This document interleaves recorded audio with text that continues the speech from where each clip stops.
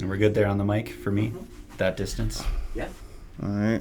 My guest today is Robb Swanson, who is the CEO of Chateau Zorbaz. Is that the proper? No, I would be the proprietor, the operating partner, the CFO of Zorbaz in Park Rapids. Zorbaz in Park Rapids. Yeah. Okay. And for those of you who don't know, Zorbaz is one of the most popular places to eat and drink in the Park Rapids area. That's subjective. Well, when I say popular, I mean if you mention Zorbaz to anyone who's been living here for over a year and they say, huh? I would question if they'd actually been living here for over a year. Yeah, I would say in the state of Minnesota, Zorbaz is a well-known brand. It is. And I've actually been surprised just driving around in other places of the state and seeing Zorbaz marketing on billboards and stuff like that. And it's a big, well, I shouldn't say it's huge, but I mean, it's in Minnesota, it is an institution, a statewide institution. Yeah, and something that was really cool that accidentally happened was like the clothing. You know, we just started selling Zorbaz clothing, and I mean, I was in Fort Collins, Colorado in a mall. Yeah. And this girl's walking towards me with a Zorbaz Gull Lake sweatshirt on. I mean, you see it across the country, and it's like, wow. Yeah. Who designs that merch? We work with Lake Shirts out of Detroit Lakes, and actually, you know, I know the podcast isn't about Lake Shirts, but they're originally from Detroit Lakes. Two young guys that started making T-shirts in a garage, and Zorbaz on the beach in Detroit Lakes was one of their first customers, and so they had this constant T-shirt that they were making every summer, and it helped build their brand. So they'd kind of like, you know, some places have like a signature T-shirt of the year or something like that. Then they would just do that and have a new one for every year and all that, and collect them all type of thing. Yeah, and actually at my location we have a display of a lot of the history of the T-shirts. It used to be in the Mille Lacs Zorbaz before that closed. And so I've got an original grad school T-shirt, which we can get into later about what is grad school. Yeah. But the original Zorbaz T-shirts were just a circle. Right. Zorbaz at the beach with the year. And that was it. Kind of like a hard rock cafe type of T-shirt, right? Yep. Yeah. Very similar. So, all right. So we're talking about Zorbaz, but like, what is Zorbaz, and you know, how did it? Well, let's start with that question. What is Zorbaz? What is Zorbaz? So I like to joke a little bit. So Zorbaz is a pizza and Mexican restaurant. Run by a bunch of Norwegians. So it's with a Greek name. You know, it's very confused. Yeah. Like, what is Zorbaz? You know, and we like to say we're a pontoon ride. You know, our brand is all of our locations are on lakes. We're not in the cities intentionally because we want people to leave work behind and go on vacation. And we're part of that experience, you know, and we want to make sure, like Disneyland, that's what they're getting when they show up.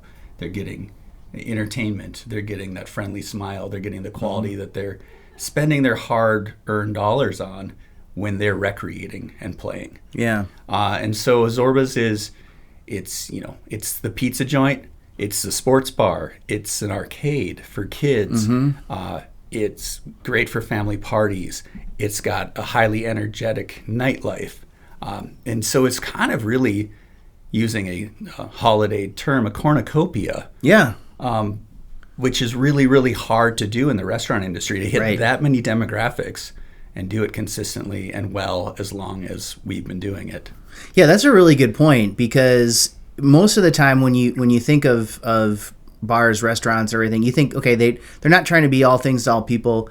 We're a sports bar, or you know, we want to be known as the place that all the young people can go at night, and there'll be a band or something like the Gear Daddies or something that might be playing. I've heard of them. Yeah. Or you know, or even just between the different kinds of food. I mean, we're going to be the pizza joint, but we're also going to have all this fun like Mexican food and everything else like that too. So it's almost like a very eclectic, or what you call the cornucopia is probably the better way to put it, right? Yeah. So when did it all start? Yeah, so it's a great question to come out of that. So it started in 1969 in Detroit Lakes. Okay. The original owner, Tom Hansen, he was a speech teacher, and he had started a little bar called Grad School. teacher, grad school. Okay. And I think that was open 2 years. That was in Detroit Lakes? In Detroit Lakes, yeah. And he had found this old candy store across from the city beach that was available for sale. Mm-hmm. And he pinched every penny he could find to buy it. And that is when he turned it into Zorbaz at the beach. And that's where it is now? That is still where it's at, okay. Yep. Mm-hmm. And the reason he did that, for history buffs, named it that, was he was a big fan of the movie Zorba the Greek with Anthony Quinn. And he loved the character of Zorba the Greek. He was fun-loving and easygoing. And he wanted his hangout, his restaurant, to be that. To be associated with that. Fun-loving and easygoing. Right. Yep, carefree. Right. Come on in. And so he did a play on the word, Zorba the Greek, Zorba at the beach. So that's where the original name came from. Zorbaz at the beach, or Zorbaz the beach. So it was Zorba '(S) at the beach originally. Okay. And I think it was in the early 80s. And this is kind of a cool thing about our brand is it slowly developed. It wasn't like Tom was a mastermind of business plan and business proposal and this big dream and idea. Things just evolved over time. Mm-hmm. So going from being a frozen pizza 3-2 beer place to adding the Mexican food, like that came later. Mm-hmm. That wasn't a part of the original plan. Yeah. Changing everything to Z's. Some people hate it. We're definitely criticized for it. But selling pizza, Pizza, and Zorbaz, the Z's just kind of came to be. Ubiquitous, right? Yeah. And I'd heard a story that one of Tom's brothers, and I could be wrong on this, that he actually wrote his S's backwards. Oh. And that was part of where all of a sudden the idea came in. It's let's just get rid of all S's. Yeah. And write everything with Z's. And so if I would have walked into the grad school bar in 1969, what would I find? Well, that probably would have been 1968. You would have found a very young party crowd, probably wearing short shorts. I think was kind of, we've got some picture. We've got some pictures around beach blanket bingo type of. Yeah. Mullets and mustaches. Yeah. Okay. So, but it would have been 3-2 beer and probably not a lot of quality, just a lot of fun. So only 3-2 back then. Yeah. Huh. And why is that? I'm not really sure why they started with 3-2. Mm-hmm. It was a 3-2 beer license. Okay, so they special license. And they started seasonal because he was a teacher. So maybe they didn't want to invest in the liquor and the strong beer and wine just because of being seasonality and a lot of, as the brand built, it was teachers that were the original operating partners. Mm-hmm. They'd teach during the school year and then they would run their Zorbas during the summer. I know of another bar out there in Detroit Lakes where they would do what do they call it, setups or something like that, where is that you bring your own bottle or something, or how does that? Well, for the Park Rapids people, we had a setup bar here for a very long time at George's Barn, up until it became Bully Barn, then they went full liquor license. Okay. Mm-hmm. Yeah, and so you would bring your own bottle of whatever, and they would sell you the pop. And you'd mix your own. And I don't understand the concept or liability on that. That's scary to me. But was Zorbaz? Did they have that too there, or no. Was it just so? It's the only thing you're going to drink there would be beer or some other soft drink or something like that. And then what about food? Yeah, so originally it started with frozen pizza. Okay. And then how the brand Schwann's or something, or no, I think he probably bought it from a food vendor, like a Cisco or, I don't remember what the brands were back then. Mm-hmm. I wasn't around back then. Yeah. But they, maybe it was like Heggy's. Sure. Mm-hmm. But so the first partner in the company is Rick Jansen. And so what happened there is, I don't know how Rick and Barb met, but Tom's sister Barb and Rick ended up getting married. Rick was he's a chef. Mm-hmm. And so I don't know if he was working for Tom and met Barb, or if they met before and Rick came into the company because of that. But Tom saw this opportunity to help Rick out and his sister out and make them co-owners. Okay. And that is when Rick really got in the kitchen and kind of started developing our Zorbaz pizza sauce, our specific cheese blend, bring in these Mexican elements, to... Okay, so that's when that came into it. Yeah. Around when was that? What time frame are we talking? I'd say we're probably late 70s. Okay, so it existed as the grad... Well, no, so grad school was like 68, 67. That wasn't around very long. All right, yeah. And then Zorbaz was 1969. So then from 69 to the late 70s, it was basically just a, frozen pizza and 3-2 place. Yeah, right. And only one location in Detroit Lakes. In Detroit Lakes, yep. And that was through the 70s, and, you're on the city beach, and just, it was wild. So again, I wasn't there. You weren't there, yeah. But I've seen pictures and heard stories. So then you said Rick got involved in the late 70s, and he started really bringing the food expertise into the picture and developed some of the recipes that are still in use today. Is that the... Yeah, I think he might have started earlier than that, but I think that's when it started evolving. Okay. I think Rick and Barb were having a family. They got 3 boys, and so I think that, they just started really like making this their life and growing the business. And then they go, by that time, Tom had quit teaching, and they would actually go to California in the winter. And then they had 2 restaurants there. They had one called Nacho Mama's and another one I think that was called like the 19th Hole at a golf course. Okay. And so they'd run those in the winter. And I think that was probably part of developing the Mexican food side of things that they brought back. And, back then, to hang out with your softball guys and have a pitcher of beer and nachos or a pitcher of beer and pizza, it was like you'd eat and share as a group. It was kind of family style. Yeah. And so those things went really well together, big plate of nachos and a pizza. And so I think that's slowly how that kind of came to be. Okay, and so then it just started to develop at that point.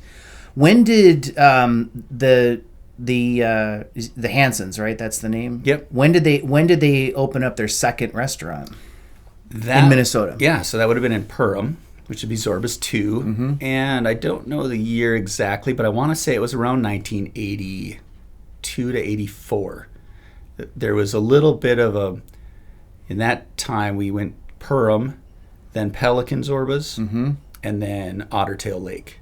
Okay. And then those were the 4 kind of original staples that were on the water, and they were seasonal. And it stayed that way for quite a while. Okay. So, how many locations are there now? 11. 11. Yeah. All right. And are they all year-round? All but 2, which is Pelican and Ottertail. Oh. Those 2 are still seasonal. Okay. Yeah.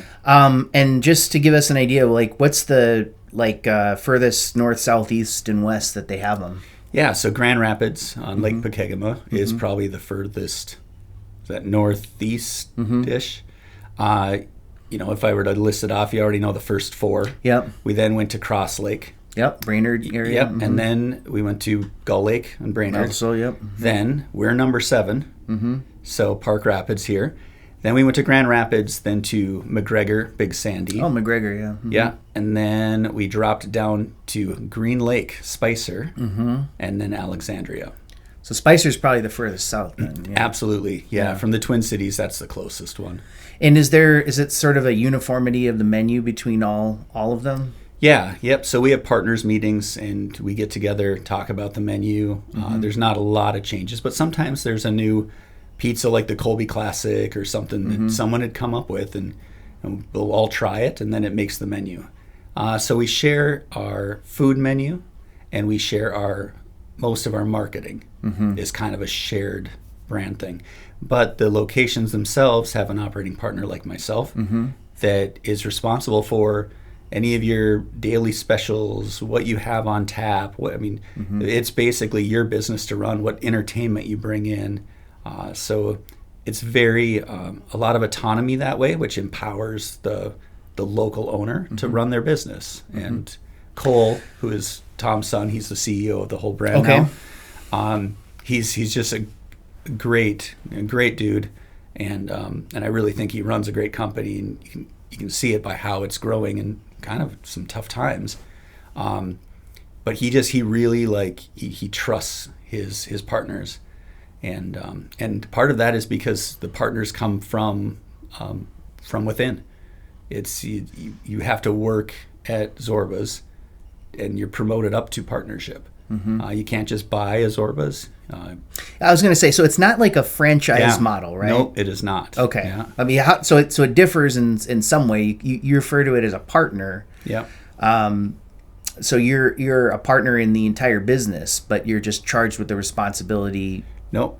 I mean, you don't have to get into the corporate structure or anything like that. Yeah, but just how it differs from, like, say I wanted to open a McDonald's, I could basically do it, right? I mean, can't do that. Okay. Yeah. So you're invited into partnership, but unlike a firm, law firm, it's Cole and I are the partners of, which is Chateau Zorbaz LLC. Okay. DBA is Zorbaz in Park Rapids. Got it. And then Cole and Lee Johnson are partners at Zorbaz on Gull Lake LLC. I see. So it's individual businesses. Individual partnerships with Cole. Yep. Okay. Yeah.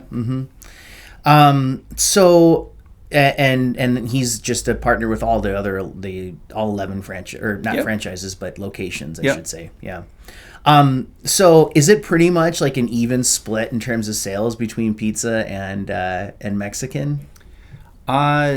That one depends on location, for sure. When we first opened, we could not believe how many enchilada dinners we were making. And I think part of that is because we have Campaneros in the area, and people overflow from there. And people in this area in the summertime, we're looking for, that style of food. Now I think it's probably 60-40 to pizza. Pizza wins on that.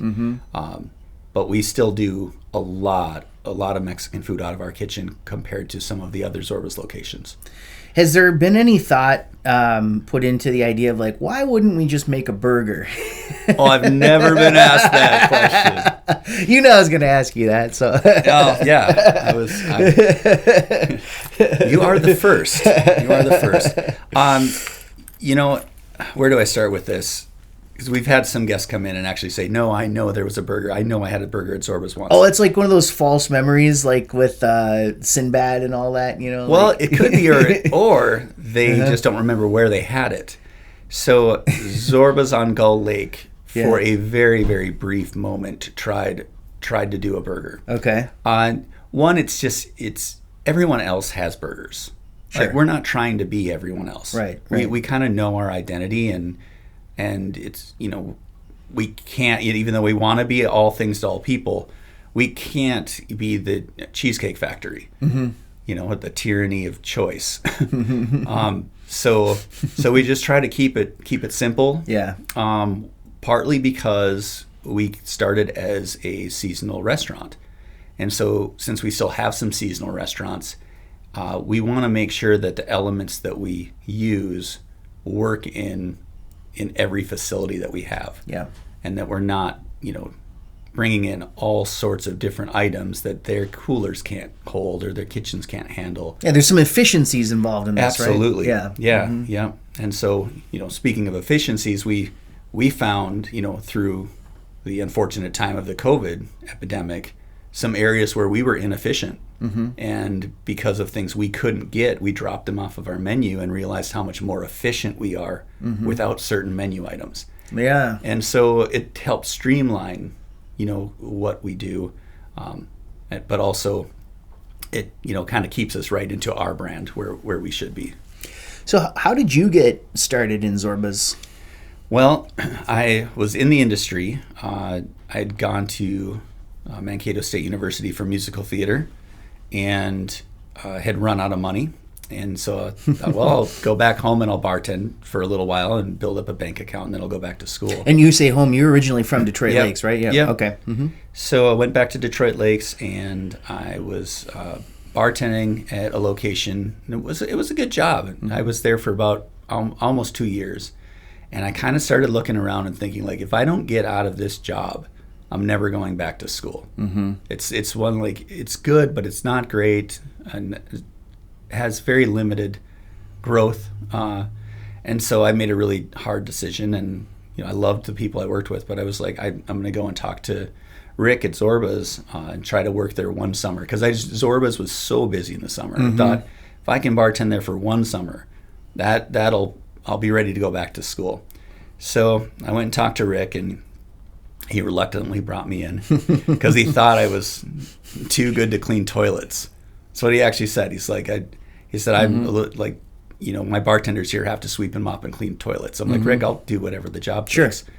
And so he brought me in, and a month later, the general manager decided to make a career move, and Rick promoted me to the general manager after a month there. I thought, for a second I thought you said a year, but no, you said a month. Yeah. Okay. At the time, I mean, in the industry, I was like the top bartender in the town. This is like early 20s then for you. This would have been 1998. 1998. Okay. Yeah. I was in my early 20s. Yeah. Not to age myself. No, I know, but I mean, I'm just saying that like you were kind of like a little like maybe college age or slightly older than college age when this happened. Yeah. Right? I think I was 21 when I was. So you're the general manager of Zorbaz Detroit Lakes, the original Zorbaz at the age of 21. Yeah. Okay. So a bit of a prodigy then. I don't know. I think the theater part in me helped. Like once I learned the industry and like hospitality and seeing it as, being an actor at your shift and on stage, and the bar was my stage. And so I enjoyed getting really good at it. I liked the craft and mixology, and I really, I also liked, some of the regulation. So in Detroit Lakes, especially at that time, there were probably some guests that didn't like me because I carded, and we did responsible service. And so at the age of 21, I still was looking at things like, this is a profession. Yeah. And we have a social responsibility. And so I really enjoyed all of those aspects of it. Yeah. Yeah. So, did you ever do any of that flair bartending or anything? Yeah. You did? Yeah. Really? I do flair bartending. Yeah. I'm not like the guys in Vegas, but I could flip a bottle and stall it. And I remember one time I did that. I flipped a bottle, stalled it on this hand, and then I got a little arrogant and flipped the bottle with this hand. And as it's in the air, I'm thinking like, okay, if I don't stall this, I don't have a hand to catch it. And I just happened to, I bet I look like a gopher just when it landed there. It's like, okay, now what? So I can do some small tricks, but I had a friend that bartended with me. He used to say like, any monkey can juggle. Oh, okay, yeah. And I was like, okay. You do it then. Yeah. So you transition from a bar that sounds like a pretty skilled bartender now that you're a general manager, and that implies other responsibilities, managing people and making sure that all of the legal requirements are in place there.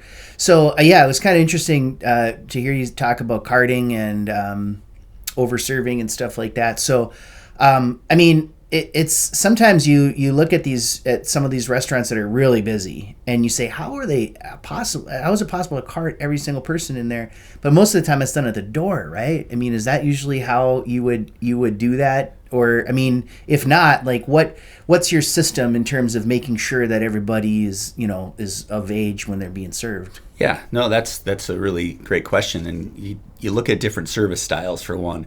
If you're in a college town, you see that door guy, the bouncer in the cities that's carding everybody. In Minnesota, that doesn't necessarily protect the bartender. The door guy isn't the one serving them the drinks. The bartender is the one responsible to ensure that they're of age. So a door guy... If they get a bracelet, that doesn't matter. Did you know? Did you see it? And that's what it comes down to in Minnesota. It's like, do you know their age? Did you card them? Yeah. And so... that's a very high liability situation to be in as a bartender. Yeah. And as a business too, I would think, because if you get the dram shop liability stuff, and that goes more into over serving, but yeah. And there are times, where we have our door guys and they're wristbanding, and there needs to be a lot of trust there, but we also tell our bartenders, if you question anything, you card them again, because it's your job to know. It's not the door guy's job to know. Yeah. And so in that service style, you've got the bouncer, the door guy. In most restaurants where you have sit-down service and, servers, waiters, waitresses, they're the ones responsible for carding. Zorbaz doesn't have that. We don't have that. Right. Yeah, we're a unique service style. We're fast casual. And so, and this accidentally happened too, but that, to me, that creates a really, really fun energy. Some people don't know what to do with it. It's confusing to them, but it gets people moving around and and it just creates life in the restaurant. So it fits our energy well. But that puts all of that liability on the bartender. And so if someone comes up and says, hey, I need a pitcher of beer and 4 glasses, we have to say, I need 4 IDs, and they have to come up here. So everybody that is going to consume adult beverages in our establishment, they need to approach the bar, show us their ID, and that's what we have to do. Yeah. And we do a training with Minnesota Licensed Beverage Association every year, training our runners, training our bartenders, responsible service. But one of the things in that we really say is you need to show up for work. You can't just be a bartender and just skate by and not be paying attention to what's going on in your environment. So even though we're behind that bar, you have to be aware of who's in it at all times and what's going on. And so it does add a little bit to the job. Yeah, and I'm sure that, like you mentioned, with trainings and stuff like that, that can be helpful. Yeah. Have you ever been subject to one of those like sting operation type things and everything like that? And I know a lot of other businesses have. Yeah. And I'm happy to say, and our old friend who was our county attorney used to say, "I'll be shocked if Zorbaz ever fails that." Yeah. And we've never failed it. Right. Yeah. Yeah. That's great. I mean, that's a perfect record, right? So. Yeah. So. And then when it comes to the over-serving, right? So, like, what's the guidelines that you give your bartender in terms of that? Yeah. So, and part of that training too, and the way Minnesota looks at it is, we're not human breathalyzers. Sure. We can't just tell where people are at. So you're looking for obvious, visible signs of intoxication. Right. They're getting louder. They're stumbling, or they're fumbling with their money. They're getting emotional. There's glassy, watery eyes. Some of those signs that you're looking for. Right. So. And because you don't know how much they drank before they walked in the door, right? Yeah. So it can't just be like the number of drinks that were served to them. No. Right. Yeah. And then it's certain. I mean, like in some people, are bigger, whatever, they've got a higher tolerance and they can be served, several drinks, and another person who is smaller could be served the same amount of drinks and be overserved too. So it's all just sort of a judgment call on the part of the bartender. Yeah. And one of the things that's confusing for people not in the industry is, well, I'm not driving. I have a driver. That doesn't change anything. You could go home and fall down the stairs. Sure. And so, we have a social responsibility to take care of people, not just behind the wheel, but that they're not consuming, to an unhealthy level. Right. Yeah. Right. Sure. Of course. So, okay. Now, those are just two of the aspects of management of a bar and a restaurant and all that stuff. So, but there's so much more to it than just that, right? Because you have to make sure that you have all of your product in place and doing all the ordering, and then you have to make sure that you have a kitchen staff in place and a bartender staff in place, and that the place is clean and meeting all of the health code requirements and stuff like that. It seems like there's probably, your job is, you wear like 20 different hats in that, right? So, of those, let's just say you were going to divide up like the pie of the time that you spend during the day when you're working as the manager. What do you spend most of your time doing, would you say? I would say I spend most of my time interacting with staff and guests. This is, I think, also one of the reasons Zorbaz is so successful, like where franchises can sometimes go bankrupt, is having an operating partner that's on the floor, that's there, and I'm not necessarily trying to take their shifts. I'm not trying to be the one making pizza or pouring the drinks. I want to take care of my staff, give them the empowerment to make decisions, and then I can oversee quality and see where there are things that we can fix and teach and coach. And so most of my time is probably that, staff development and relationships with guests and kind of overseeing everything. been doing this since 1998 with Zorbaz, and you've seen it all. Yeah, I've done like you say, many hats. It's like you're slightly a plumber, you're slightly an electrician. The computer guy, computer, audio, video stuff, like surveillance cameras. Like and I kind of like doing all that fun stuff too. Yeah. But I've built systems in that really help me, so I can quickly do my food order. Takes me about 10 minutes. Is that right? Okay. Yep. And it just takes, on the front side, creating your spreadsheets and figuring out for every $2,000 in sales how much cheese are we going to go through, and then you just get used to it and know it, and you create pars. So it's pretty easy to just replace once you get to that point. The administrative, payroll, and accounting stuff, that's probably the next big chunk of my time. We've got some really nice... Do you do most of the bookwork yourself there? Oh, yeah. Okay. Yeah. So we do... we've put in some really good systems. Again, our brand's been around for a while, so we use a thing called Food Track, which is inventory management software. Okay, so that's a third-party vendor software company? Okay. Yeah, and so we enter all of our invoices into that, and it export our sales from our POS system into it, and it can tell you, like, here's how much you should have used, and then you do a physical inventory, and it says you're missing a case of beer. Does it use AI, or is it just sort of a rote, like a mathematical formula that spits out these? Yeah, it's actually, I'm pretty sure it's built on Access database and SQL Server. Okay. So, and it's very robust. We have to, like, when you build that out, you have to put in all of your ingredients, so everything you buy, your raw product, and all the units that you use in it. So like an example would be, a half barrel of Budweiser is 15.5 gallons, which is 1,984 fluid ounces, and you want your pint, which is 16 ounces, your 32 ounce, your pitcher is 64. It's 128 pounds. So if you want to weigh it for inventory, you put all those into this software program, and then when you sell a pint, it knows how many pounds, or it knows what's what left. It should weigh. Yeah. So that's also a way of looking for things like what's the word for it's stuff disappearing, slippage, or there's some word for it, right? Inventory. When stuff just kind of disappears. When it kind of just disappears. Yeah. Loss. We would just probably call it just loss. Yeah, right. You talk about a keg of Budweiser or something like that, right? Like you're like, if you add up all the Budweisers that are sold, it should add up to something about, what are the number of ounces that are in that keg, right? Yeah. And would it flag it if it didn't? Yeah. So, we run a management summary, and it says you're missing 16 pints.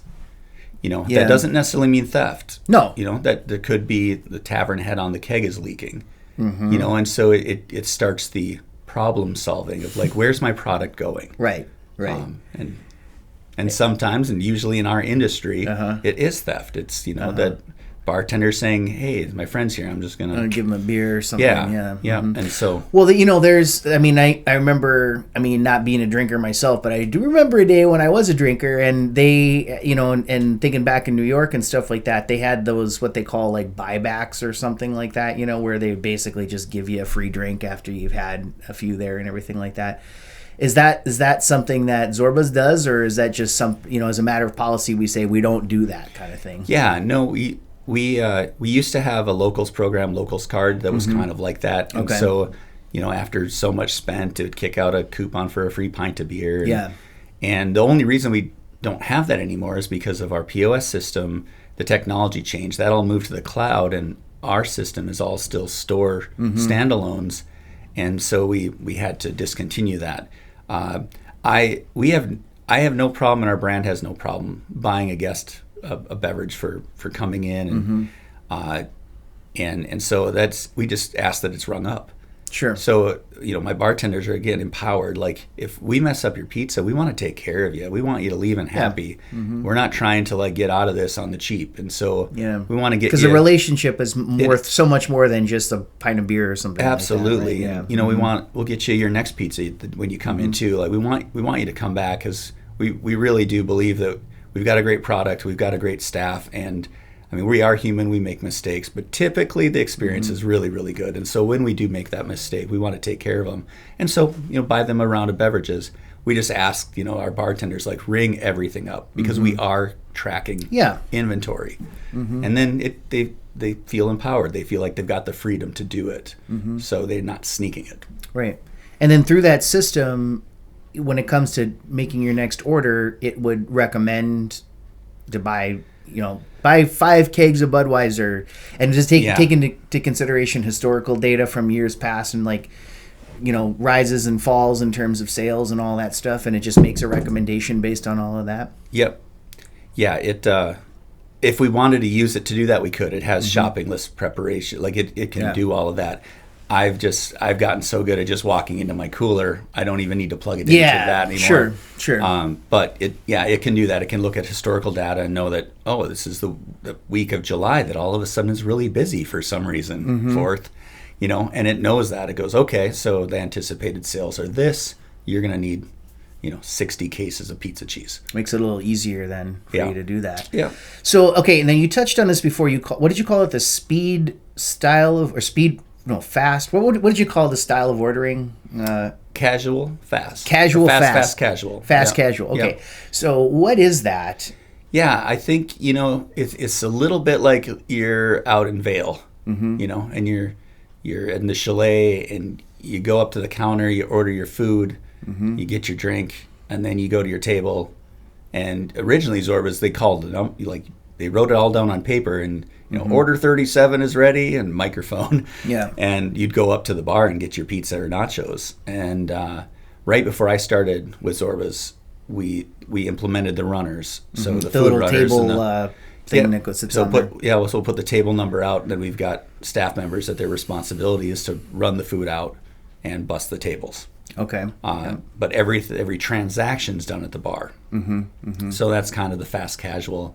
I think Chipotle is like fast casual. You see that model. You just don't see it in a place that maybe has 48 tap beers and feels like a sports bar.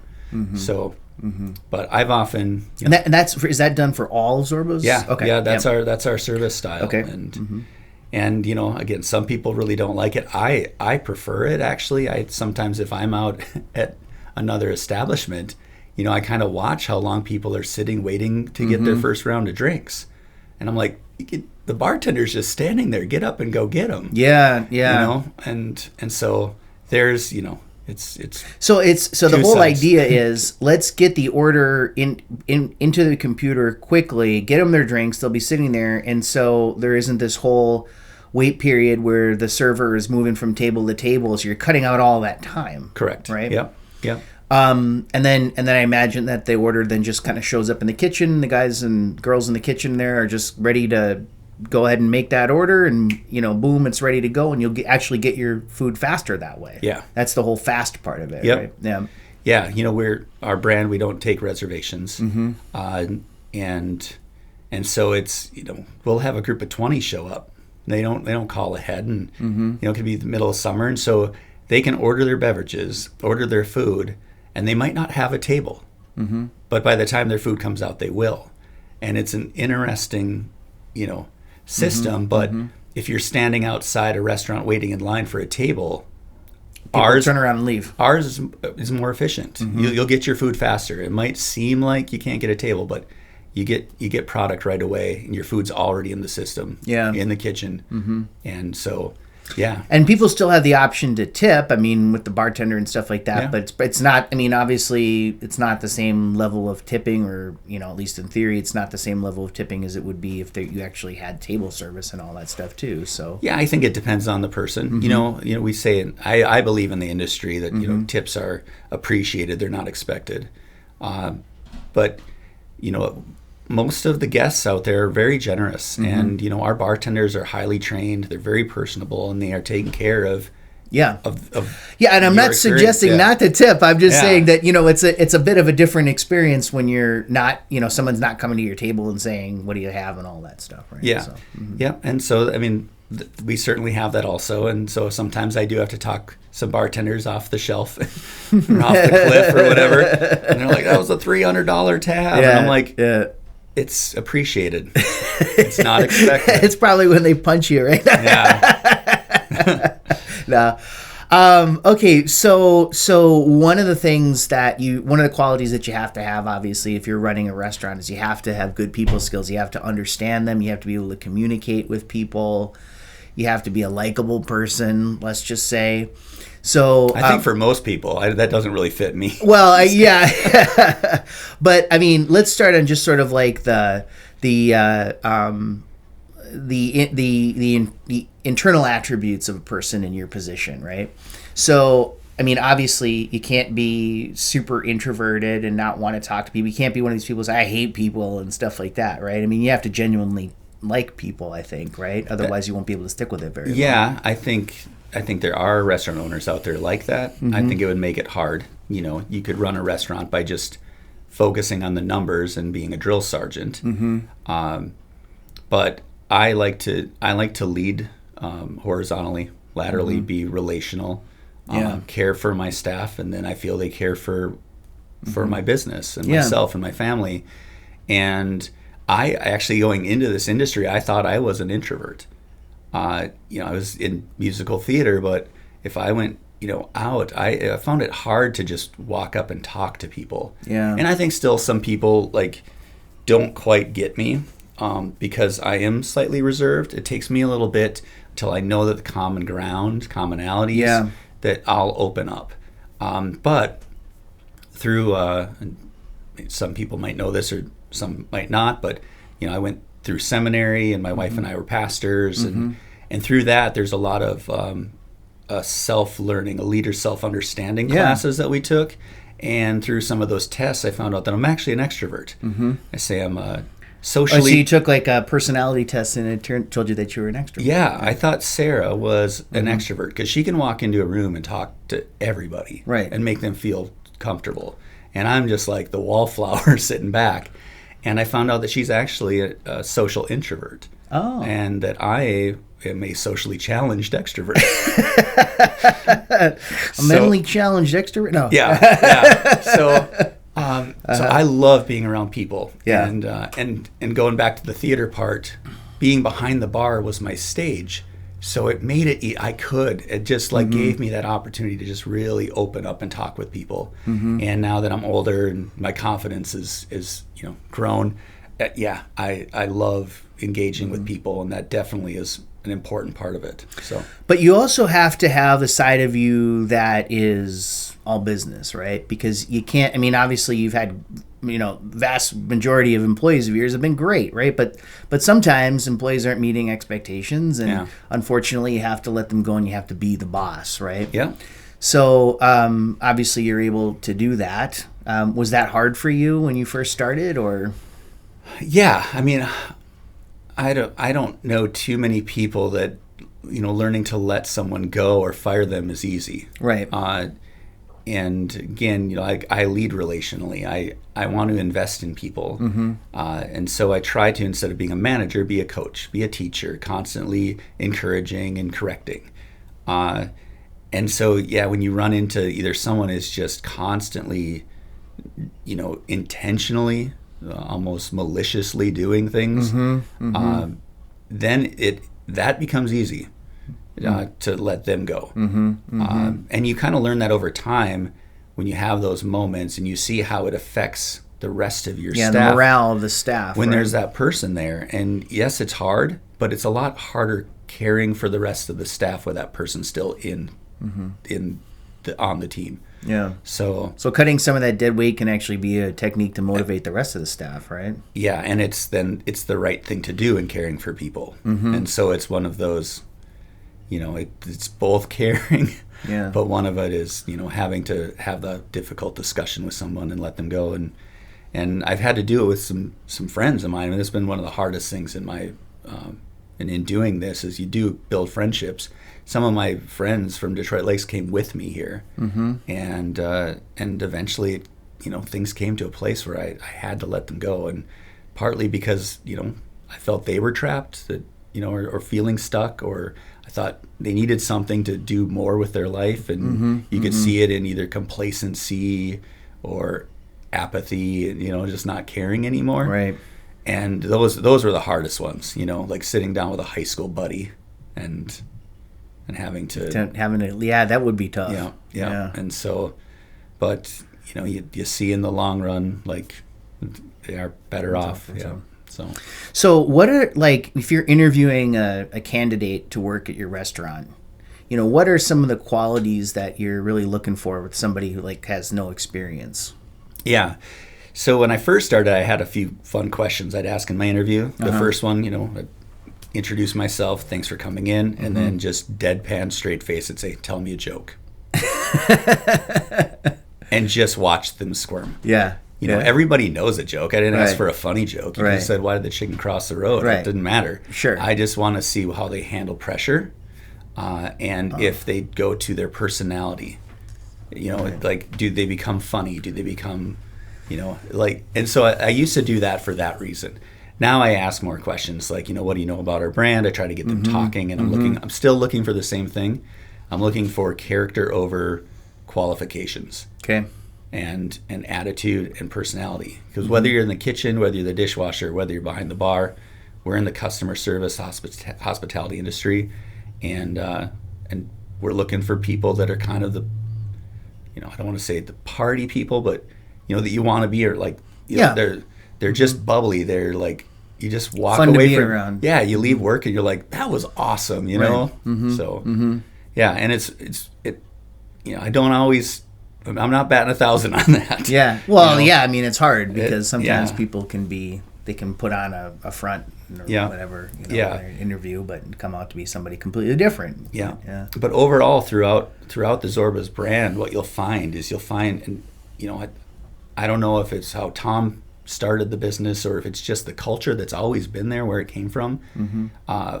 But you'll find that the staff wants to come to Zorbaz and hang out on their day off. They like each other. Yeah. They have fun together. Sure. And I don't know too many other jobs or businesses where you get a day off and you're thinking, I want to go hang out there. At work. At work. Well, I think I'll probably be doing that a little bit this weekend, but not because I want to. Right. Yeah. But, okay, and so you mentioned that you had gone through seminary, right? Yeah. Was that through the Vineyard Church, or what was that? Okay. Yeah. It was, again, I'm from Detroit Lakes, and so I was a member at Lakes Area Vineyard Church. I don't know if I was the worship director at the time, but I was a worship leader before moving here. Yeah. And so for, I don't even know how many years. Well, it has to at least be more than probably 8 years or so.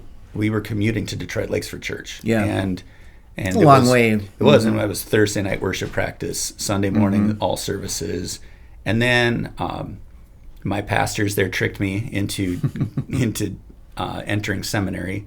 Not really. I wanted to, but I was dragging my feet, and so they finally had me do the application, and I started that. It was a 2-year seminary, so I was then driving over every Tuesday for that, plus 1 weekend a month. We do these full weekend intensives, so it was like 60 seminary was in DL then. Yeah. Okay. It's a national one, so we were doing it remotely. We were a campus of Vineyard Leadership Institute, and so I did that for 2 years, and then we had a small group in this area that was growing, and the pastors in Detroit Lakes, Brian and Janice Ornquist, we started talking about what if we did a multi-campus church here, and I was all for it. I didn't think I'd be pastoring it. I thought I'd just help, like I can lead worship or do something.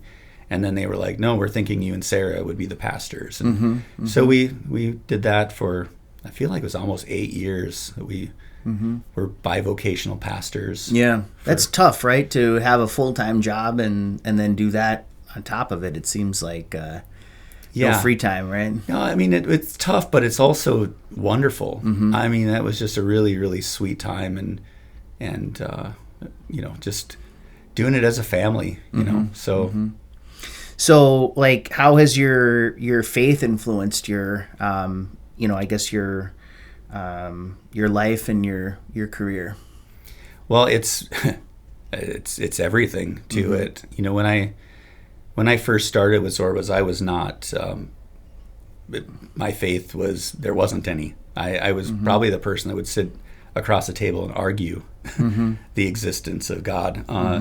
And not because I didn't, I grew up going to church, but I'd also gotten hurt by the church, and I went to college and just thought that, yeah, no, not for me.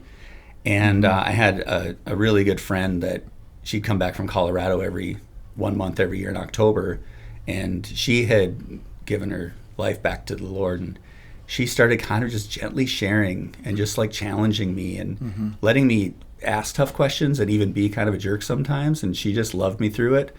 And it just started softening my heart. And then there's one night I was bartending, and God actually spoke to me, and it was life-changing. Just absolutely. It's an interesting little dialogue. What did he say? He said, I was really busy that night. Yeah. And so I'm just going crazy, like pouring drinks as fast as I can. And I thought I was having an inner dialogue because, sometimes I'll talk to myself when I'm washing dishes and the voice said, "What happened to you?" And I replied, "What do you mean, what happened to me?" He said, "Well, you're not like you used to be." And I got this flashback of when I was in middle school, elementary school, middle school, high school. I looked out for people, for the marginalized, for people that were like bullied and picked on. And I wasn't I was a small kid, but I just befriended the people that I just wanted to be that type of friend. And I'm seeing that, and then I'm seeing who I'd become. And I'd become very selfish. My friends existed for my pleasure. And it was kind of I was still a friend, but it was kind of really fake. And so these two images are in my mind. And I'm like, yeah, what happened to me? Before I could finish that sentence, this is when it went from an inner dialogue to knowing to knowing I was not talking to myself. So I said, yeah, what happened to me? And his voice said, "You're not walking with me anymore." And it turned into a little bit of bartering time. Like, okay, God, I want that. But I started putting down the buts. But if I'm going to go to a church, I want to go somewhere where the people are excited to be there and they're excited to worship you because that's the character that I believe you are. And I want to see you move. I know you're all powerful, so let's go. And I didn't know where I was going to find that. I think every church is looking for that, right? As part of the journey. And so I started just being more open to attending different denominations and going to churches. And my dad, one Christmas Eve, invited me to go to Lake Series Vineyard Church with him for this Christmas service. And it was he had just started going there. He's like, it's it's a little different. So, and I walked in and I just felt at home. I felt loved and just the joy that was in that place. And so that became my home. And, we say in the Vineyard, it's love the whole church. We're not, the Vineyard isn't the best church. They're not always right. They're just one flavor in God's stew. But that was the flavor that I really felt at home in. Yeah. So. And so do you believe, the concept of salvation, where there's a moment in time when you've trusted in Christ, and from that point forward, that you're basically sealed in for all eternity? Well, this is kind of funny. Are we going to get into once saved, always saved theology right now? I know there's going to be some pastors out there that are going to disagree with what I think on that. So I believe that, the Bible says, if you believe in your heart, confess with your mouth, that you're saved. And I believe that, he does the transforming work in you through that. I do believe you can lose your salvation if you change and reject Jesus. Okay. But I don't think that it's about behavior modification. I don't think you lose it by making mistakes. You lose it by denying who Jesus is. Okay. So then that pretty much answers my second question about your theology then, is whether or not you tend to be more on the Calvinistic side or the Arminian side, because it's pretty clear that you're an Arminian then. Probably lean Arminian, yeah. Okay, well, we don't have time to go into all the different. You probably didn't anticipate we were going to ask that, but when anybody talks about spiritual things and they're being a pastor and stuff like that, I'm always curious to know what people's views of those types of things are. Yeah, so, yeah. Okay, so I guess the last questions. Maybe one of the last questions I'll ask you is why would you still be a Vikings fan after all these years? I mean, I'm wearing a Vikings sweatshirt myself, but I'm not proud of it. I really wish I wasn't, but I just can't seem to not be in a way. So it's kind of just constantly. Being in a state of just knowing that there's gonna be, it's like impending doom each and every year. Mm-hmm. It always happens year in and year out. Like why do you stick with it? Well, I think part of me being a Scandinavian Christian, mm-hmm. I believe the Vikings are God's team, and we